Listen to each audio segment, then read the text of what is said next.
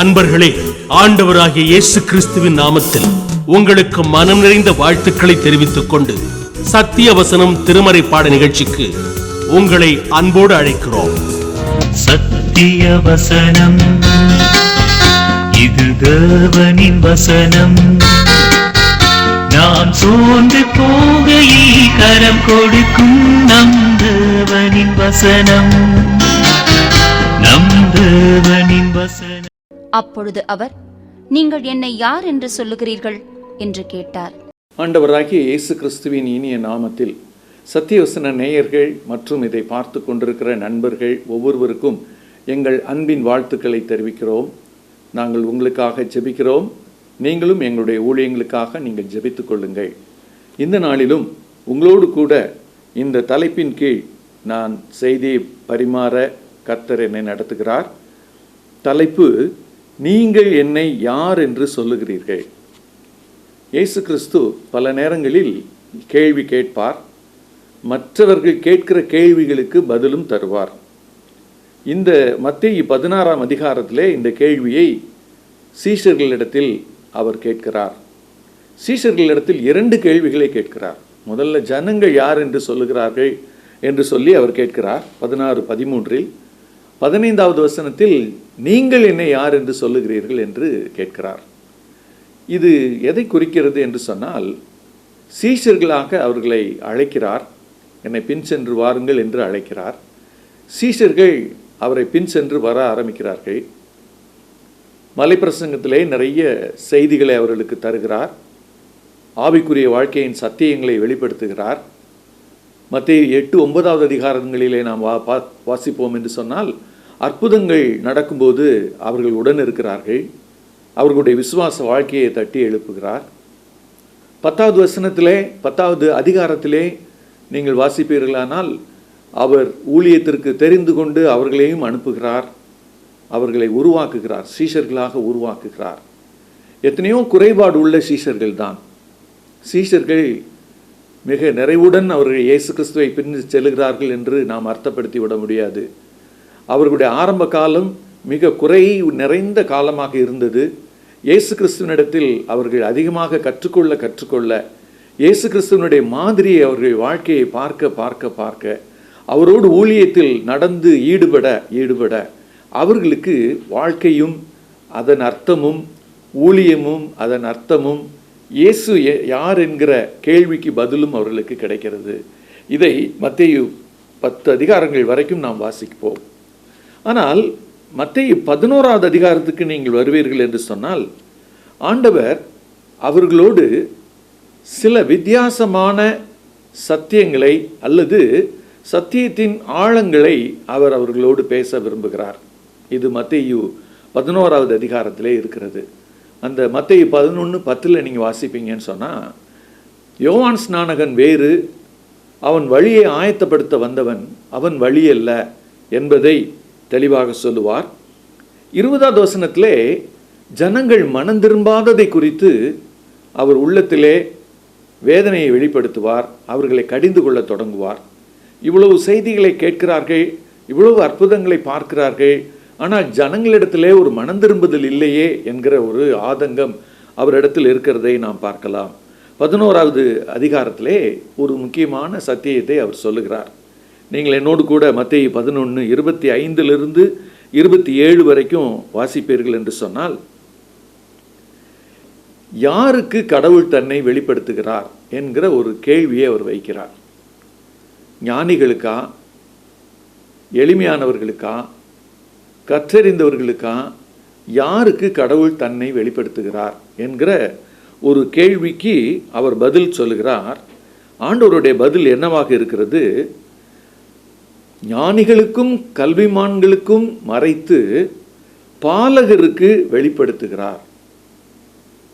அப்படியே அவர் சொல்லிட்டே வரும்போது அதே பகுதியில் அவர் என்ன சொல்லுகிறார்? கடவுள் ஒரு மனிதனுக்கு தன்னை வெளிப்படுத்தாவிட்டால் அல்லது கடவுளை குறித்த புரிதலை அவனுக்கு தராவிட்டால் எந்த ஒரு மனிதனும் கடவுளை அறிந்து கொள்ள முடியாது. ஆனால் இயேசு கிறிஸ்து கடவுளுடைய மைந்தனாக, தேவகுமாரனாக இந்த உலகத்தில் வந்திருக்கிறார். அவர் பாடுகளை நோக்கி செல்ல வேண்டி இருக்கிறது. இந்த காலகட்டத்திலே பாடுகளை நாம் அதிகமாக தியானிக்கிறோம். இயேசு கிறிஸ்துவனுடைய சிலுவையை குறித்து அதிகமாக தியானிக்கிறோம். ஆனால் சீஷர்களை அவர் வழிநடத்தின விதத்தை குறித்து நாம் அநேக நேரங்களிலே கவனிக்க தவறுகிறோம். சீஷன் என்பவர் யார் என்ற கேள்விக்கு இயேசு கிறிஸ்துவனுடைய காலத்திலே பின் சென்ற இயேசு கிறிஸ்துவை பின் சென்ற சீடர்களை வைத்து நாம் பார்ப்போம் என்று சொன்னால், இயேசு கிறிஸ்துவை பின் செல்லுகிற ஒரு மனிதன் சீஷன் என்று அழைக்கப்படுகிறான். இயேசு கிறிஸ்துவனிடத்தில் கற்றுக்கொள்கிறவன் சீஷனாக பார்க்கப்படுகிறான். இயேசுவை தன்னுடைய வாழ்க்கையில் பிரதிபலித்து காண்பிக்கிறவன் சீஷன் என்று அழைக்கப்படுகிறான். 3 காரியங்கள் இருக்கிறது. இயேசுவினிடத்தில் அவன் வசனங்களை கேட்கிறவனாக, இயேசு கிறிஸ்துவை பின் செல்லுகிறவனாக அவன் இருக்கிறான். இயேசு கிறிஸ்துவிடம் கற்றுக்கொள்ளுகிறவனாக இருக்கிறான். இந்த ரெண்டும் அவனுடைய வாழ்க்கையில மாற்றத்தை உருவாக்குகிறது. இயேசு கிறிஸ்துவை தன்னுடைய வாழ்க்கையில் பிரதிபலிக்க தொடங்குகிறான்.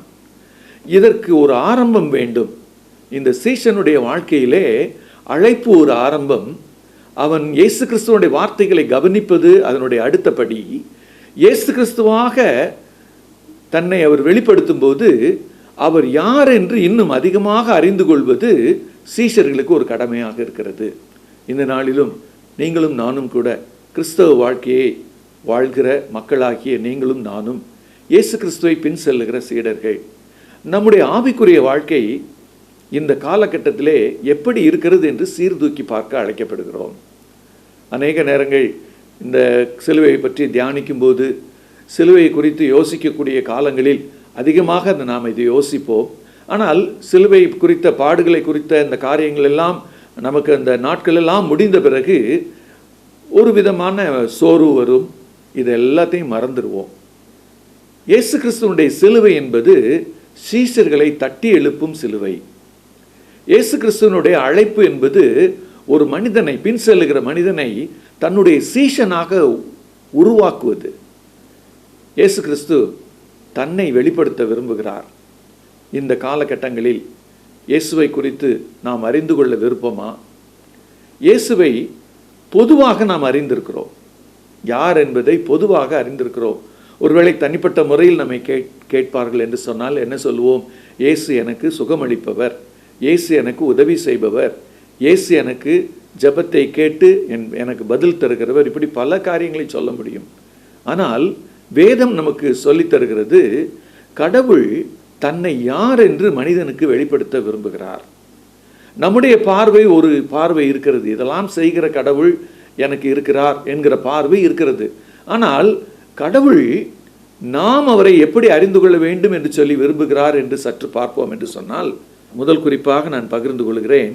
தேவனே மனிதனுக்கு தன்னை வெளிப்படுத்துகிறார். பழைய ஏற்பாட்டில் நீங்கள் வாசித்து பார்ப்பீங்கன்னா, ஆதியாகமம் 17வது அதிகாரம் 1 வசனத்தில் ஆபிரகாமுக்கு சொல்லும்போது அவர் சொல்லுவார், நான் சர்வ வல்லமையுள்ள கர்த்தர் என்று அவர் தன்னை வெளிப்படுத்துவார். அது வரைக்கும் அந்த வார்த்தையை எந்த மனிதரும் சொன்னதில்லை. ஆனால் கடவுள் அவனை பார்த்து நான் யார், நான் எப்படிப்பட்டவர் என்பதை அவர் சொல்லுகிறார். அதே போல நீங்கள் யாத்திரையாகமம் 3வது அதிகாரம் 13-14 வசனங்களை நீங்கள் வாசித்து பார்ப்பீங்கன்னா, மோசேக்கு அவர் சொல்லுகிறார், நான் இருக்கிறவராகவே இருக்கிறேன். மோசே ஒரு கேள்வி கேட்கிறார், நீங்கள் பார்வோன்ட்ட அனுப்புறீங்களே, நீங்கள் யாருன்னு கேட்டால், யாருடைய நாமத்தினால நீ வர்றீங்கன்னு கேட்டால் என்ன சொல்லுவேன்? அப்போ அவனுக்கு வெளிப்படுத்துகிறார். ஆக தேவன் தன்னை வெளிப்படுத்துகிறார். தன்னை வெளிப்படுத்தும் போது மனிதன் அதை அறிந்து கொள்ள வேண்டும் என்று சொல்லி விரும்புகிறார்.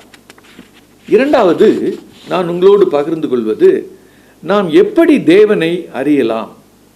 ஒரு 3 கருத்துக்களை, 3 குறிப்புகளை நான் உங்களோடு பகிர்ந்து கொள்கிறேன்.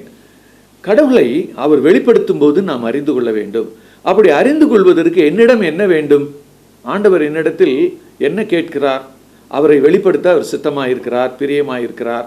அவரை நான் அறிந்து கொள்ள வேண்டுமானால் முதல்ல என்கிட்ட வேண்டியது ஒரு விசுவாசம். அவர் மீது ஒரு விசுவாசம். எனக்கு யார் என்று தெரியாத கடவுளை நான் எப்படி விசுவாசிப்பது? இப்படி கேட்கலாம் நம்ம. ஆனால் கடவுள் என்ன சொல்லுகிறார்?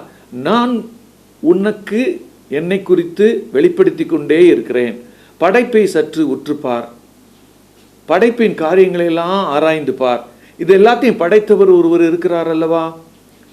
அதே போல வேதத்தை திருப்பி பார், வேத வசனங்களை பார், வேத வசனங்களில் என்னை குறித்து சொல்லப்பட்டிருக்கிறதே இரண்டாவது வெளிப்படுத்துகிறார். மூன்றாவது, இயேசு கிறிஸ்துவை இந்த உலகத்திற்கு பிதாவானவர் அனுப்பி கடவுள் யார் என்பதை நமக்கு விளங்க பண்ணுகிறார். இயேசு கிறிஸ்து இந்த உலகத்தில் அவர் வந்தபோது தேவகுமாரனாக வந்தார். நீங்கள் மத்தேயு 16ஆம் அதிகாரத்திலே இயேசு கிறிஸ்து கேட்ட கேள்விக்கு பதில் சொல்லுகிறார் பேதுரு. ஜனங்கள் என்னை யார் என்று சொல்லுகிறார்கள் என்ற கேள்விக்கு அவர்கள் எல்லாரும் சேர்ந்து ஒரு பதில் சொல்வார்கள். ஆனால் நீங்கள் என்னை யார் என்று சொல்லுகிறீர்கள் என்ற கேட்ட கேள்விக்கு பேதுரு விடையளிப்பார், நீர் ஜீவனுள்ள தேவனுடைய குமாரனாகிய கிறிஸ்து, நீர் தான் மேசியா அப்படின்னு சொல்லி அவர் அறிவிக்கும்போது அவரை பார்த்து அவர் சொல்லுவார், மாம்சமும் இரத்தமும் இதை உனக்கு வெளிப்படுத்தலை, பரலோகத்தில் இருக்கிற என் தேவனே உனக்கு இதை வெளிப்படுத்தி இருக்கிறார். அப்படியானால் தேவகுமாரன் இயேசு என்பதை நாம் அறிவதும் தேவகுமாரன் இயேசு என்பதை விசுவாசிப்பதும் நம்முடைய சீஷத்துவ வாழ்க்கையின் அடிப்படை. நாம் இயேசு கிறிஸ்துவுக்கு உண்மையான சீஷர்களாக விரும்புகிறோம். ஆனால் நம்முடைய அடித்தளம் எப்படி இருக்கிறது? இயேசு கிறிஸ்துவை ஒரு சுகமளிப்பவராக, ஒரு உதவி செய்பவராக, நமக்கு ஜெபத்தை கேட்டு பதில் அளிப்பவராக இப்படித்தான் நாம் பார்க்கிறோம். ஆனால் அநேக நேரங்களிலே இயேசு கிறிஸ்து அவரை குறித்து வெளிப்படுத்த நினைக்கிற காரியம் என்ன? அவர் தேவனுடைய குமாரன். ஏனென்று சொன்னால் தேவனுடைய குமாரன் என்கிற அந்த வார்த்தையிலே அநேக அர்த்தங்கள் இருக்கிறது. என்ன அர்த்தம் இருக்கிறது? தேவனால் அனுப்பப்பட்ட அவர் குமாரன், அவருடைய பிறப்பிலே பரிசுத்தம் இருக்கிறது, அவர் சிலுவைக்கு சென்று அங்கே ரத்தம் சிந்தும்போது அந்த இரத்தத்திலே பரிசுத்தம் இருக்கிறது. அவர் எந்த ஒரு சாதாரண மனிதனைப் போல அவர் இந்த உலகத்திலே படைக்கப்பட்ட ஒரு மனிதர் அல்ல. அவர் பரிசுத்தமாக கன்னிமரியாளிடத்தில் பிறந்தவர். அவர் இந்த உலகத்திலே பரிசுத்தமாக வாழ்ந்தவர், தேவனுடைய குமாரனாகவே வாழ்ந்தவர். அவர் மனித ரூபம் அவருக்கு இருந்தது. மனிதனுடைய எல்லா விதமான அந்த போராட்டங்களும் அவருக்கு இருந்தது. ஆனால் ஒரு தெய்வீக தன்மையும் அவருக்கு இருந்தது. இயேசு கிறிஸ்துவை இப்படி சொல்வார்கள், அவர் 100% மனிதன், 100% கடவுள், இப்படி சொல்வார்கள். அப்படி சொல்வதற்கு அர்த்தம் என்ன? அவர் தேவனுடைய குமாரன். ஆனால் இந்த உலகத்தில் நம்மை போல நம்மோடு கூட சேர்ந்து வாழும்போது அவர் ஒரு மனிதனை போல வாழ்கிறார். இயேசு கிறிஸ்து இந்த உலகத்தில் வரும்போது எல்லாவற்றையும் துறந்து இந்த உலகத்திற்கு வந்தார் என்று பிலிப்பியர் 2ஆம் அதிகாரம் சொல்லுகிறது. அப்ப தேவன் இந்த உலகத்திற்கு ரட்சிப்பை கொடுக்கும்படியாக, இந்த உலகத்திற்கு ஒரு மீட்பை கொடுக்கும்படியாக இயேசு கிறிஸ்துவை இந்த உலகத்திற்கு அனுப்புகிறார். அவருக்கு பெயர் தேவகுமாரன். அவர் தேவகுமாரன் என்பதை நீங்களும் நானும் விசுவாசிக்க அழைக்கப்படுகிறோம். வேதம் சொல்லுகிறது, நீங்கள் யோவான் 3ஆவது அதிகாரம் 16ஆவது வசனத்தில், எந்த ஒரு மனிதனும் கெட்டு போகக்கூடாது, எந்த ஒரு மனிதனும் பரிசுத்தமாக வேண்டும், ஆகையினால கடவுள் இயேசுவையே இந்த உலகத்து தந்தருளினார் என்று வேதம் சொல்லுகிறது. அதே போல யோவான் 17:3ஆவது வசனம் இப்படி சொல்லுகிறது, ஒன்றான மெய்தேவனாக்கி உம்மையும் நீர் அனுப்பின இயேசு கிறிஸ்துவையும் அறிவதே நித்திய ஜீவன் என்று நமக்கு அது தெளிவாக சொல்லுகிறது. அப்போ நம்ம பார்க்கும்போது இயேசு கிறிஸ்துவை நாம் அறிவது அவசியம். அவர் தேவகுமாரன் என்று அறிவது அவசியம். சிலுவையின் காலத்திலே நாம் சிலுவையை குறித்து தியானிப்போம், சிலுவையிலே பட்ட பாடுகளை நாம் தியானிப்போம். ஆனால் அடிப்படை சத்தியத்தை அநேக நேரங்களிலே மறந்து போவோம். அவர் தேவகுமாரனாய் இருந்தும் உங்களுக்காகவும் எனக்காகவும் அவர் பாடுபட்டார். அடுத்து ஒரு குறிப்பை நான் உங்களோடு கூட பகிர்ந்து கொள்ள விரும்புகிறேன். இந்த விசுவாசத்தின் மூலமாக அறிகிறது என்பது நமக்கு ஒரு சவாலான ஒன்று. ஏனென்றால் இயேசு கிறிஸ்துவை அறிவதற்கு ஒரு விசுவாசம் வேண்டும் என்று பார்த்தோம். ஆனால் அதே நேரத்தில் அவரை அறிந்து கொள்வதற்கு நாம் என்ன செய்ய வேண்டும் என்று ஒரு குறிப்பை பார்ப்போம் என்று சொன்னால், பிலிப்பியர் 3ஆவது அதிகாரம் 10வது வசனம் 11வது வசனம் இப்படி சொல்லுகிறது, அவரை அறிந்து கொள்ளும் மேன்மைக்காக பவுல் என்கிற அடியார் தன் வாழ்வில் மற்ற எல்லாவற்றையும் நஷ்டம் என்று விட்டேன், குப்பையுமாக எண்ணுகிறேன் என்று எழுதுகிறார். அவரை அறிந்து கொள்வதற்கு விசுவாசம் வேண்டும். அதே போல அவரை அறிந்து கொள்ளும் போது நாம் இந்த உலகத்தில் குப்பையாக இருக்கக்கூடிய காரியங்களை மேன்மையாக நினைக்கக்கூடாது. இந்த உலகத்தின் போக்கையும் இந்த உலகத்தின் வாழ்வையும் பெரிதாக நாம் யோசித்து அதை எடுத்துக்கொள்வோமானால் இயேசு கிறிஸ்துவை அறிவதிலே நாம் குறைவுபடுவோம். இன்றைக்கு இயேசு கிறிஸ்துவை அறிவதிலே இருக்கக்கூடிய ஒரு தடை என்ன என்று சொன்னால், உலகம் நம்மை இழுக்கிறது. உலகம் அவரை அறிந்து கொள்வது அவசியமில்லை என்று சொல்லுகிறது. ஆனால் வேதம் என்ன சொல்லுகிறது? அவரை அறிந்து கொள்வது அவசியம் என்று சொல்லுகிறது. தேவகுமாரன் ஆகிய இயேசு கிறிஸ்துவை அறிந்து கொள்வதற்காக பவுல் என்கிற தேவனுடைய அடியார் தன்னுடைய வாழ்க்கையில் எதெல்லாம் மேன்மையா நினைத்தாரோ அது எல்லாவற்றையும் வேண்டாம் என்று ஒதுக்குகிறார். அவர் தன்னுடைய வார்த்தைகளிலே சொல்லுகிறார், மற்ற எல்லாவற்றையும் என்று நஷ்டம் என்று விட்டேன், குப்பையுமாக எண்ணுகிறேன். நம்முடைய வாழ்க்கையிலே அறிந்திருக்கிறோமா அவரை? அடுத்து உங்களோடு கூட நான் பகிர்ந்து கொள்வது, அறிந்த கடவுளை நாம் அனுபவிக்க வேண்டும். அதுக்கு அர்த்தம் என்ன அப்படின்னு சொன்னா, சங்கீதம் 34:8 இப்படி சொல்லுகிறது, இயேசு நல்லவர் என்பதை ருசித்து பாருங்கள். அதே போல இயேசு தேவகுமாரன் என்பதை நீங்களும் நானும் அதை அனுபவித்து அறிய வேண்டும். தேவகுமாரன் எப்படிப்பட்ட ஒரு காரியத்தை எல்லாம் செய்கிறார் அதை வேதம் சொல்லுகிறது. அவர் எப்படிப்பட்ட வார்த்தைகளை எல்லாம் மலைப்பிரசங்கத்தில் பேசியிருக்கிறார் வேதம் தெளிவாக சொல்லுகிறது. இது எல்லாத்தையும் நம்ம வாசிக்க அதை விசுவாசிக்க தேவகுமாரன் யார் என்பதை நாம் அதிகமாக அறிந்து கொள்கிறோம். தேவகுமாரன் யார் என்பதை அறிந்து கொண்ட பிறகு அவரை அனுபவத்தில் நாம் இயேசு கிறிஸ்துவை அறிந்து கொள்ள முயற்சிக்கிறோம். அவரை அனுபவத்தில் அறிவதே சரியான வழி. ஏனென்று சொன்னால், வேதத்தை படிக்கும்போது நமக்கு அவரை குறித்த அறிவு கிடைக்கும். ஆனால் இயேசுவை அவரோடு நான் இணைந்து வாழும்போது, அவர் எனக்குள்ளும் அவர் என்னுடைய வாழ்க்கையிலும் அவர் என்னோடு இணைந்து வாழும்போது நிச்சயமாக ஒரு காரியம் நடக்கும். இயேசு கிறிஸ்து என் அருகில் இருப்பதை நான் உணர்வேன். இயேசு கிறிஸ்து என்னோடு பேசுவதை உணர்வேன். நான் பாவம் செய்யும் போது அவரை எச்சரிப்பதை உணர்வேன். நான் பரிசுத்தமாய் வாழும்போது அவர் என்னை உற்சாகப்படுத்துவதை நான் உணர்வேன். இப்படி இயேசு கிறிஸ்துவை அருகில் இருப்பவராக நான் அனுபவிப்பதையே வேதம் என்ன சொல்லுகிறது? இயேசு கிறிஸ்துவை அறிவது வேறு, அவரை அனுபவத்தில் நாம் பார்ப்பது வேறு. இயேசு கிறிஸ்துவை நாம் அனுபவத்தில் எத்தனை பேர் அறிந்திருக்கிறோம்? இயேசு கிறிஸ்துவை நான் என் அனுபவத்தில் வைத்திருக்கிறேன். நான் அவரை இரட்சகராக நான் அனுபவித்திருக்கிறேன். அவர் என்னுடைய இரட்சகர் என்று சொல்லி நம்மில் எத்தனை பேர் சொல்ல முடியும்? ஒருவேளை பால் தன்னுடைய நிருபங்களிலே எழுதும்போது 2 தீமோத்தேயு 1:12 எப்படி எழுதுகிறார்? நான் விசுவாசிக்கிறவர் இன்னார் என்று அறிவேன் என்று அவர் தைரியமாக அதை அறிவிக்கிறார். அது மாத்திரமல்ல, பிலிப்பியர் 4:11-13 வரைக்கும் வாசித்து பார்த்தீங்கன்னா, நான் எந்த நிலைமையில் இருந்தாலும் மனரமியமாக இருக்க கற்றுக்கொண்டேன் அவர் எழுதுறாரு. வாழ்ந்திருக்கவும் தெரியும், தாழ்ந்திருக்கவும் தெரியும், என்னை பலப்படுத்துகிற கிறிஸ்துவினாலே எல்லாவற்றையும் செய்ய எனக்கு பலன் உண்டு. அவர் என்ன அறிந்திருக்கிறார்? அவர் இயேசு பலப்படுத்துகிறவராக அறிந்திருக்கிறது மாத்திரமல்ல, அதை அனுபவத்தில் எப்படி சொல்லுகிறார்? நான் வாழ்ந்திருக்கவும் எனக்கு அவர் பலன் தருகிறார். நான் தாழ்வில் இருக்கும்போது, என்னுடைய வாழ்க்கையில் கஷ்டத்தை நான் அனுபவிக்கும் போது, வித்தியாசமான துன்பங்களை நான் அனுபவிக்கும் போது அவர் என்ன செய்கிறார்? என்னை பலப்படுத்துகிறார். இதை நான் தனிப்பட்ட வாழ்க்கையில் அறிந்திருக்கிறேன், தனிப்பட்ட முறையில் அறிந்திருக்கிறேன், அனுபவமாக்கி கொண்டிருக்கிறேன் என்று சொல்லி அவர் சொல்லுகிறார். இன்றைக்கு நாம் பார்த்திருக்கிறோம், அவரை அறிகிறோம், இரண்டாவது அவரை அனுபவிக்கிறோம். இது இரண்டும் இருந்து நாம் இயேசுவை அறிவிப்போமானால் யாரும் இயேசு கிறிஸ்துவை என்ன செய்வாங்க? யார் என்று தெரிந்து கொள்வார்கள். இன்னைக்கு நம்ம என்ன செய்ய முற்படுகிறோம்? நாமும் சரியாக அறிந்து கொள்வதில்லை, நாமும் அவரை அனுபவத்தில் பார்ப்பதில்லை, அறிவிக்க முயலுகிறோம். அநேக நேரங்களிலே யாருக்குமே சரியாக அறிவிக்க முடியவில்லை. இந்த தவஸ் காலத்தில், லந்து காலம் என்று அழைக்கப்படுகிற இந்த காலங்களில் நம்முடைய சீசத்துவ வாழ்க்கையை ஆராய்ந்து பார்ப்போம். நான் இயேசுவை அறிந்திருக்கிறேனா? இயேசுவை என்னுடைய அனுபவத்தில் வைத்திருக்கிறேனா? இயேசுவை அறிந்து அனுபவித்து அறிவிக்கிறவனாக இருக்கிறேனா? யோசித்து பார்ப்போம். கண்களை மூடி நாம் ஜெபிப்போம். எங்களை அதிகமாக நேசிக்கிற எங்கள் அன்பின் பரம தகப்பனே, இந்த நல்ல நேரத்திற்காக நாங்கள் உமக்கு நன்றி செலுத்துகிறோம்.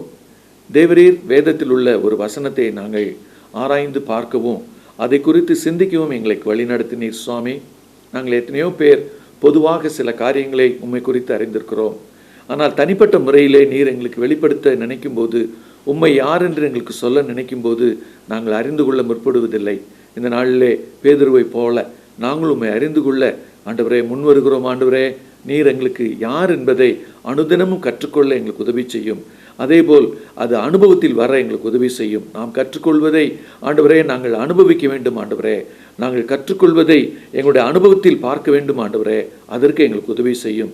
இந்த காலங்களிலே நாங்கள் ஆவிக்குரிய வாழ்க்கையிலே வளரவும், ஆவிக்குரிய வாழ்க்கையிலே சிறந்தவர்களாய் மாறவும், எங்களுடைய வாழ்க்கையில் பாவத்தை விட்டோய்ந்து பரிசுத்தத்தை நோக்கி போகவும் எங்களுக்கு உதவி செய்யும். துதி கன மகிமையாக உமக்கே ஏறெடுக்கிறோம். இரட்சகர் இயேசு கிறிஸ்துவின் இனிய நாமத்தில் ஜெபத்தை ஏறெடுக்கிறோம் எங்கள் ஜீவனுள்ள நல்ல பரம தகப்பனே. ஆமேன்.